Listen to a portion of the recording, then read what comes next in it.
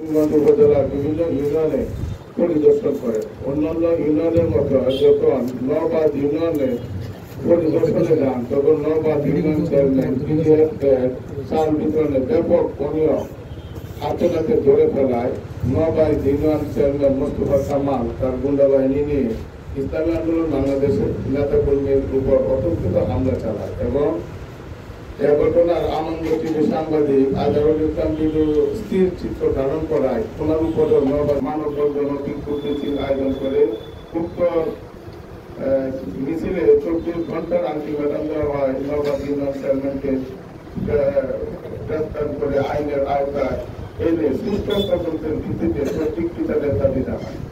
আমরা দেখতে পাই 24 ঘন্টা পার হয়ে যাওয়ার পরেও প্রশাসনের পক্ষ থেকে যথাযথ পদক্ষেপ গ্রহণ করা হয়নি। তাই এর যে ধারাবাহিকতায় ইসলামী আন্দোলন বাংলাদেশ কিশোরগঞ্জ জেলা এসপি মহোদয়ের বিশেষ অনুরোধ এবং বাহিনীকে গ্রেফতার করবেন বলে আমাদেরকে আশ্বস্ত করেন। তাই উপজেলা শান্তি শৃঙ্খলা রক্ষার্থে আজ 2 জুন সূক্ষ্ম নির্দেশনা আমাদের সকল সংগঠনের নেতাকর্মীদেরকে মেলে চলার বিশেষভাবে অনুরোধ করা হলো। পাশাপাশি অন্যান্য ইসলামিক দল অন্যান্য রাজনৈতিক সংগঠন সহ বাংলাদেশের রাজনৈতিক সংগঠন পাশাপাশি পবিত্র ঈদুল আজহা ও শুভেচ্ছা জানিয়ে আজকের মতো আমাদের প্রোগ্রাম এখানে মুলতবি ঘোষণা করছি। আল্লাহ হাফেজ। বাংলাদেশ জিন্দাবাদ।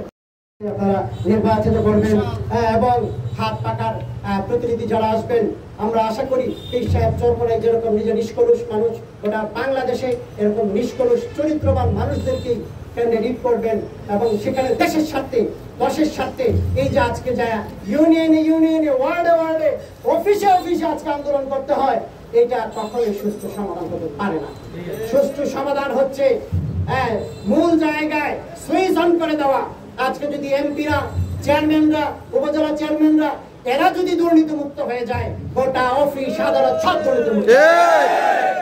সেই লক্ষ্যে আপনাদের সবাইকে কাজ করার উদাত্ত আহ্বান জানিয়ে আমি আমার সংক্ষিপ্ত আলোচনা এখানে শেষ করতে চাচ্ছি। আর আজকে এখানকার যে কর্মসূচির যে আনুষ্ঠানিক ঘোষণা যেটা ইতিমধ্যেই তো ঘোষণা হয়ে গেছে যে আজকের এই ঘেরাও কর্মসূচি স্থগিত করা হয়েছে।